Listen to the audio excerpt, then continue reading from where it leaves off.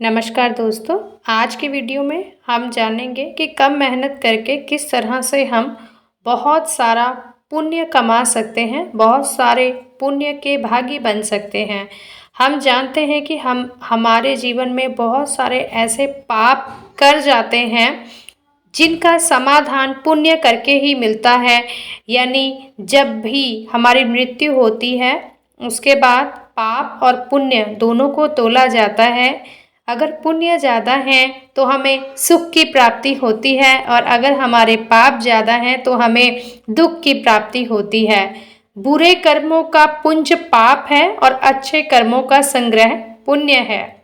परोपकार करने से पुण्य और परपीड़न से पाप मिलता है। पुण्य का पुरस्कार सुख है और पाप का दुख।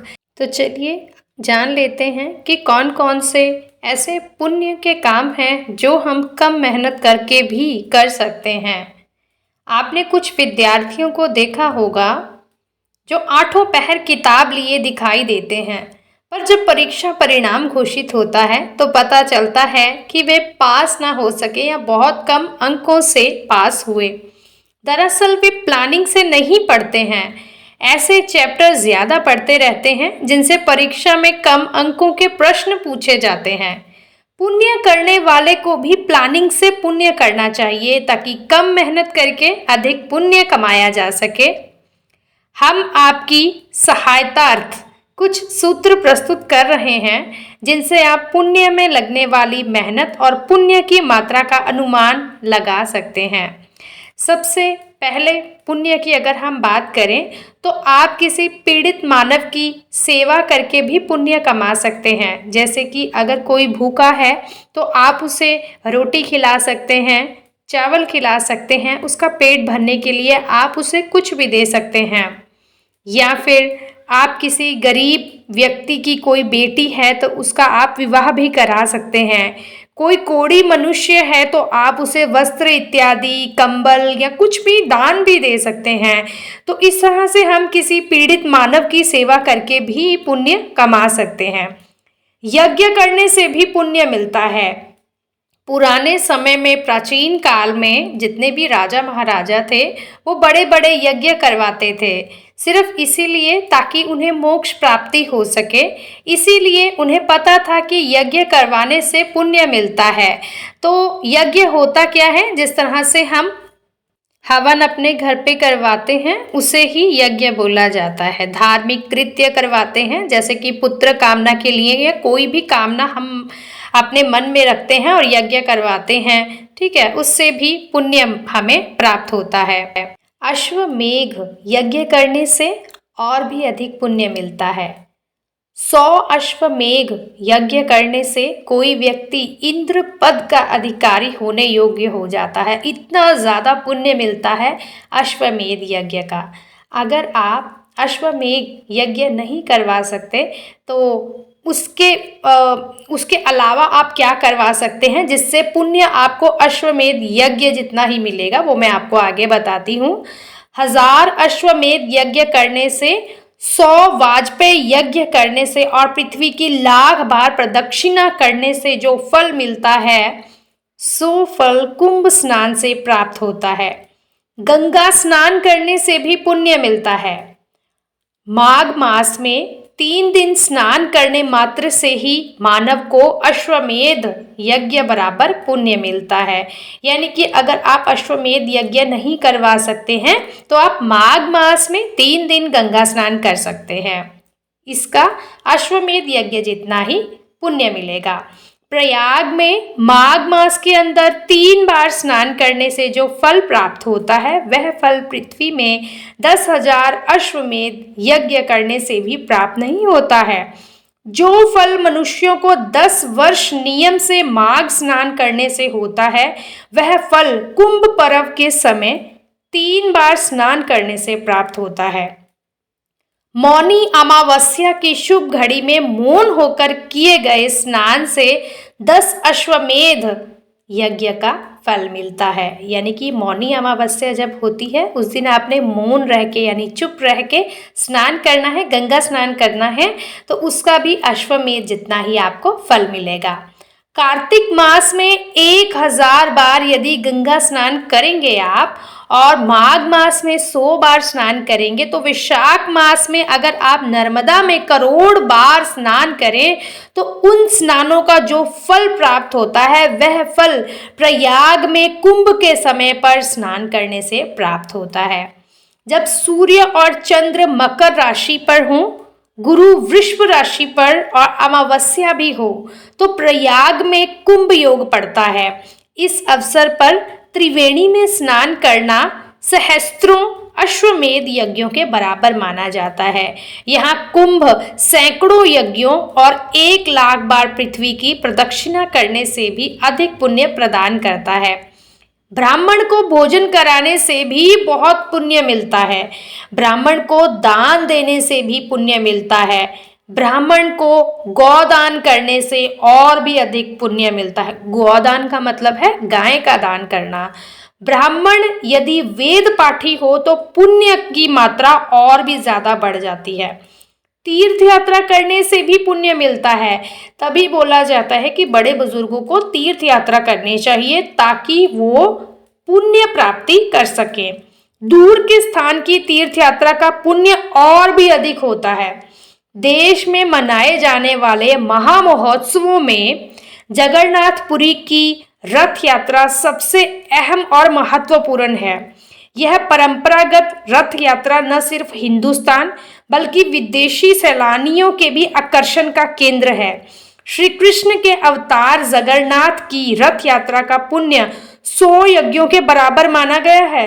रथ यात्रा के दौरान भक्तों को सीधे प्रतिमाओं तक पहुंचने का मौका जो मिलता है। श्री कृष्ण अर्जुन से कहते हैं कि एकादशी व्रत का पुण्य 1000 यज्ञों के पुण्य से भी अधिक है। शंखोद्वार तीर्थ एवं दर्शन करने से जो पुण्य मिलता है वह एकादशी व्रत के पुण्य के 16वें भाग के बराबर भी नहीं है। व्यतिपात योग में संक्रांति में, चंद्र ग्रहण तथा सूर्य ग्रहण में दान देने से और कुरुक्षेत्र में स्नान करने से जो पुण्य मिलता है वही पुण्य एकादशी का व्रत रखने पर मिलता है। इसका मतलब हमें एकादशी का व्रत रखना चाहिए क्योंकि एकादशी के व्रत से बहुत पुण्य हम कमा सकते हैं। जो फल वेद पाठी ब्राह्मणों को 1000 गोदान करने से मिलता है उससे 10 गुना फल एकादशी का व्रत रखने पर मिलता है। 10 श्रेष्ठ ब्राह्मणों को भोजन कराने से जो पुण्य मिलता है वह एकादशी व्रत के पुण्य के 10वें भाग के बराबर होता है। सहर्षों वाजपेय और अश्वमेध यज्ञों से जो फल प्राप्त होता है वह एकादशी के व्रत के 16वें भाग के बराबर भी नहीं होता है। संसार मतलब आपको कहने का मतलब ये है कि एकादशी का व्रत जो है वो इतना परोपकारी माना जाता है कि अगर आप एकादशी का व्रत रखेंगे तो इसका हमें बहुत सारा पुण्य मिलता है। सिर्फ एक व्रत रखने मात्र से ही, मतलब कि जो एकादशी का व्रत हमने रखना है वो पारंपरिक तरीके से रखना है। हमें अच्छे से ज्ञान होना चाहिए। आप किसी गुरु से, किसी ब्राह्मण से ज्ञान ले सकते हैं कि किस तरह से हम एकादशी का व्रत करें, उससे भी आप बहुत सारा पुण्य कमा सकते हैं। देव उठनी एकादशी को तुलसी शालिग्राम विवाह में कन्यादान करने से असीम फल की प्राप्ति होती है। इसमें कन्यादान करने से 100 वाजपेयी यज्ञ और 1000 अश्वमेध करवाने के बराबर पुण्य मिलता है। यदि सोमवती अमावस्या के दिन मौन व्रत रहकर तीर्थ यात्रा की जाए और वहाँ यथोचित दान पुण्य भी किया जाए तो व्यक्ति को 100 गोदान करने के बराबर पुण्य मिलता है। यही नहीं, यदि इस दिन श्राद्ध किया जाए और 108 पत्तल पूरी व खीर कौओं और गायों को, कौवे जो होते हैं कौओं को या गायों को खिलाया जाए तो 108 अश्वमेध यज्ञों का पुण्य मिलता है। यमुना के 7 दिन स्नान, गंगा में 1 बार स्नान करने से जो पुण्य मिलता है उससे कहीं अधिक पुण्य मां नर्मदा के दर्शन मात्र से ही मिल जाता है। मकर संक्रांति को दिए गए दान से सहर्षों गौदान के बराबर पुण्य मिलता है। ये थे कुछ आसान पुण्य काम। अगर आप कुछ कठिन पुण्य करना चाहते हैं तो उसके बारे में भी मैं आपको बताती हूँ। कुछ कठिन पुण्य भी हैं। तो हम इंतजार किस बात का कर रहे हैं? जो स्वयं अथवा दूसरे के द्वारा तालाब बनवाता है, उसके पुण्य की संख्या बताना असंभव है। जो खुद या फिर किसी दूसरे के द्वारा तालाब बनवाता है, यानी कि गड्ढा खुदवा के नीचे से अगर पानी निकलता है तो उसका पुण्य बहुत मिलता है।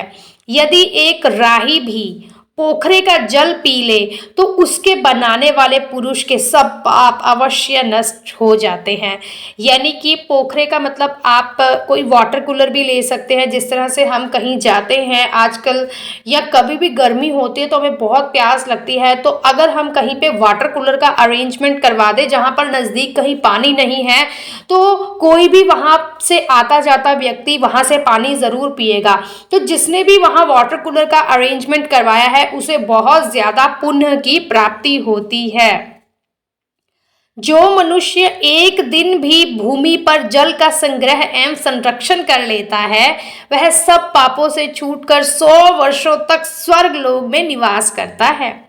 जो मानव अपनी शक्ति भर तालाब खुदवाने में सहायता करता है, जितनी उसकी शक्ति है उसके अनुसार वो तालाब खोदता है, जो उससे संतुष्ट होकर उसको प्रेरणा देता है, वह भी पोखरे बनाने का पुण्य फल पा लेता है। जो सरसों बराबर मिट्टी भी तालाब से निकाल कर बाहर फेंकता है, वह अनेक पापों से मुक्त हो 100 वर्षों तक स्वर्ग में निवास करता है। यानी कि अगर आप तालाब नहीं खोद सकते हैं तो थोड़ी सी मिट्टी अगर आप अपने हाथ में लेके वैसे ही बाहर फेंक देते हैं तो उससे भी बहुत सारे पापों से आप मुक्त हो सकते हैं। जिस पर देवता अथवा गुरुजन संतुष्ट होते हैं, वह पोखरा खुदाने के पुण्य का भागी होता है। यह सनातन श्रुति है का सार, यानी कि जिसे हम कच्चा पोखरा बोलते हैं, बनाने पर तड़ाग, यानी कि जिसे हम पक्का पोखरा बोलते हैं, बनाने की अपेक्षा आधा फल पाया जाता है। कुएं बनाने पर चौथाई फल मिलता है हमें। बावड़ी या वापी जिसे हम बोलते हैं, बनाने पर कमलों से भरे हुए सरोवर के बराबर पुण्य प्राप्त होता है। नहर निकालने पर बावड़ी की अपेक्षा 100 गुना फल प्राप्त होता है।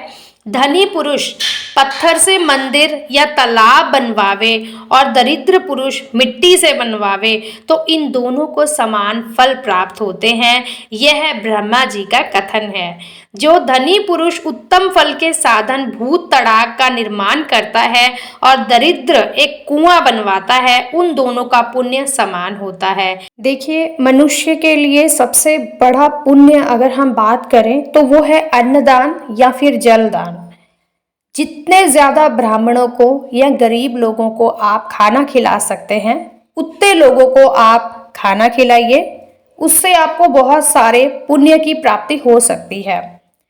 या फिर आप जलदान भी कर सकते हैं। जलदान जैसे आपको मैंने अभी बताया कि आप कहीं पर वाटर कूलर का अरेंजमेंट करवा सकते हैं, आप एक घड़ा रख सकते हैं पानी का बाहर, ताकि आता जाता व्यक्ति उससे पानी पिएगा तो उसका पुण्य आपको प्राप्त हो सकता है। या फिर आप कहीं पर भी, जिस तरह से हम कहीं इधर उधर जाते हैं तो कई जगह पर हमें जूस, शरबत इत्यादि पीने के लिए मिलता है, तो वो भी एक पुण्य कार्य कर रहे होते हैं। इसी तरह से तभी मैंने बोला कि जलदान या अन्नदान करने से आप बहुत सारे पुण्य की प्राप्ति कर सकते हैं। इसके अलावा अगर आप किसी मंदिर में, गुरुद्वारे में या कहीं पर भी भंडारे में जाते हैं, वहां पर आपने देखा होगा बहुत सारे लोग वहां पर खाना खाते हैं। तो यह भी एक पुण्य का काम है कि अगर कोई खाना खा रहा है और उसके पत्तल में कुछ चावल के दाने या कुछ भी उसके पत्तल में बचा हुआ है, तो वो जो बचा हुआ उसका अन्न है वो पुण्य होते हैं, उस इंसान के पुण्य होते हैं, पुण्य होते हैं जो भी उसके पत्तल में, उसकी थाली में बचा हुआ होता है। तो अगर आप उस बचे हुए पत्तल को उठा करके उसे धो देते हैं, यानी जितने भी मनुष्य वहां पर भंडारे में बैठे हैं, वो खाना खा रहे हैं, जब वो खाना खा करके उठ जाते हैं, उनके पत्तल को उठा लेना और उन्हें धो लेना, ये भी सबसे बड़ा पुण्य का काम माना जाता है। जितने ज़्यादा हम पुण्य कार्य करते हैं उतने ज़्यादा हमें मोक्ष प्राप्ति के द्वार हमारे खुल जाते हैं। उम्मीद है आपको आज की ये वीडियो बहुत पसंद आई होगी। तो प्लीज़ एक लाइक तो बनता है, तो वीडियो को एक लाइक और चैनल को सब्सक्राइब कर दीजिए, ताकि इसी तरह के आगे के भी जितनी भी मैं वीडियोस लाऊं उसकी लेटेस्ट अपडेट्स आपको मिलती रहे। धन्यवाद।